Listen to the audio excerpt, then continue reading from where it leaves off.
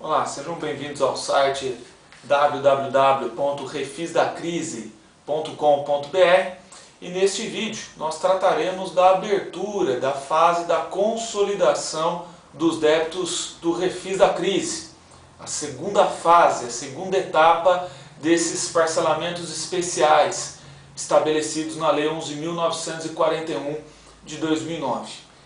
Esta fase da consolidação, a abertura desta fase, nos termos da portaria conjunta da Procuradoria-Geral da Fazenda Nacional e da Receita Federal do Brasil, número 3, de 29 de abril de 2010, terá como prazo dias 1º a 30 de junho de 2010.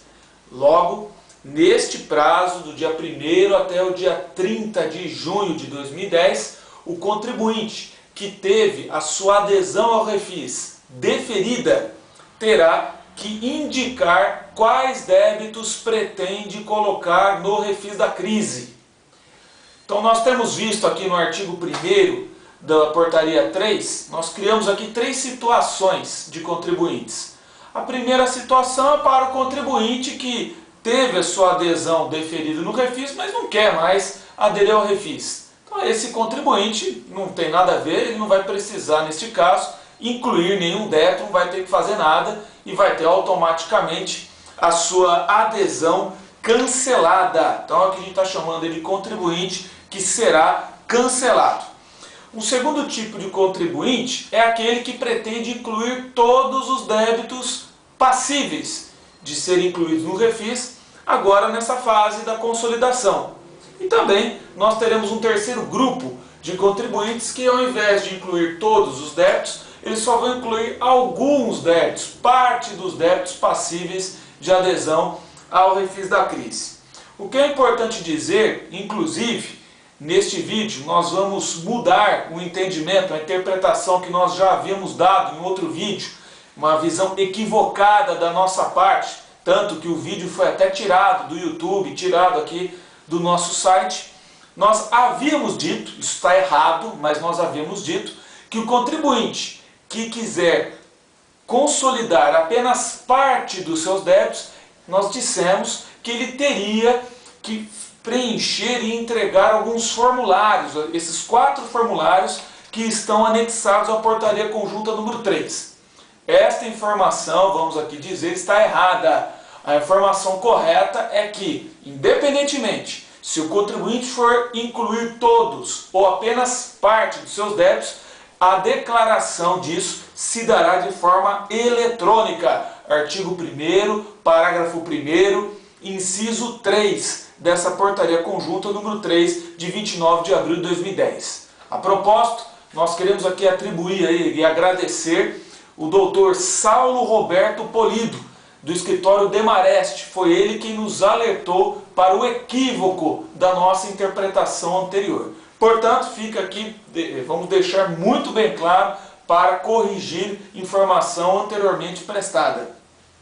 Independentemente do contribuinte incluir todos ou parte dos seus débitos, essa declaração se dará de forma eletrônica dentro deste período de 1º de junho até 30 de junho deste ano de 2010. O que também é importante dizer é que nos termos do artigo 1º, parágrafo 1º, essa manifestação no prazo de 30 dias não contempla, artigo 1º, parágrafo 1º, inciso 1, não contempla débitos que estejam com exigibilidade suspensa, nos termos dos incisos 3, 4, 5 e 6 do Código Tributário Nacional, para os quais não houve desistência da respectiva ação judicial ou administrativa ou do parcelamento anterior. Então, o contribuinte que tinha débitos parcelados anteriormente e não quis migrar esse parcelamento antigo para o novo refis, ele estará dispensado de tal declaração. Da mesma forma, o contribuinte que tem uma medida liminar em vigor ou o contribuinte que possui uma ação um processo administrativo em curso, portanto, a exigibilidade do crédito tributário suspenso, ele também não precisará indicar tais débitos nesta ocasião. Também está ressalvado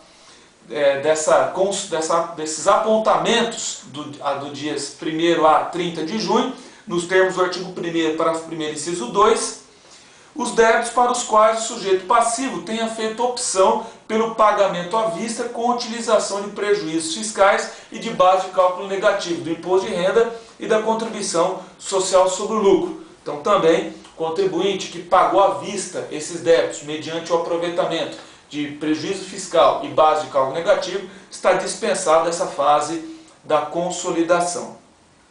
A pergunta então que até nos levou ao erro: para que servem então esses formulários anexados, esses 4 formulários anexados à portaria conjunta número 3? Para que serve? Parágrafo 4º e 5º deixam bem claro que esses formulários só terão serventia quando do pedido de certidão positiva de débito com efeito negativo, na hipótese do contribuinte incluir apenas parte dos seus débitos. Vamos ler aqui o parágrafo 4º. O sujeito passivo que indicar a inclusão da totalidade dos débitos nos parcelamentos poderá emitir a certidão positiva de débitos com efeito negativo diretamente pelo site da internet, desde é óbvio que não hajam outros impedimentos. Então o parágrafo 4º deixa bem claro: quem incluir todos os débitos não vai ter nenhum problema, nenhum obstáculo à obtenção de sua certidão. Agora, o contribuinte que indicar apenas parte dos débitos, ele terá então que apresentar formulários.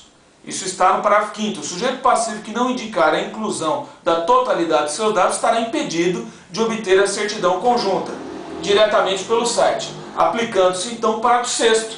Na hipótese do parágrafo 5º, ou seja, a adesão parcial ao refis, indicação parcial do refis, o sujeito passivo deverá comparecer à Procuradoria ou à Receita Federal do seu domicílio, conforme o caso, e indicar detalhadamente os débitos que ele pretende incluir no parcelamento, conforme esses 4 formulários. Então os formulários nós encontramos agora, depois dessa excelente gentileza aí do Dr. Saulo Roberto Polido do Demarest. Esta é a função dos formulários, apenas para o contribuinte que aderir apenas parcialmente ao refis ou incluir apenas parte dos seus débitos no refis. Quando ele tiver interesse de obter a sua certidão, aí sim, neste caso, ele terá que procurar Receita Federal, Procuradoria e apresentar estes formulários anexados à portaria. Enfim, essas seriam as primeiras informações que nós temos no tocante à portaria 3 de 29 de abril de 2010, apenas para finalizar, ressaltar que nós ainda não até dia 30 de junho não haverá um encerramento dessa fase de consolidação.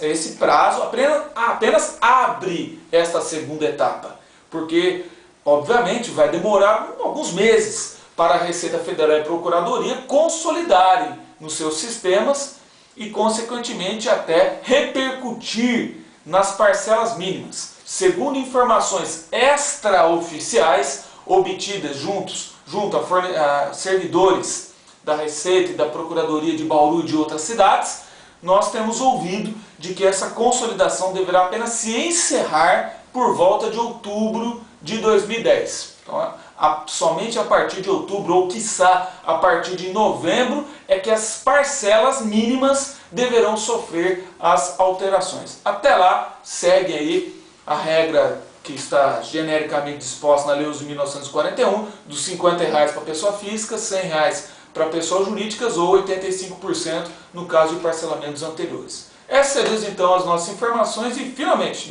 novamente, ou melhor, agradecemos ao Dr. Saulo Roberto Polido por ter nos orientado nesse sentido, corrigindo assim um posicionamento equivocado nosso, que a gente até havia colocado no nosso site.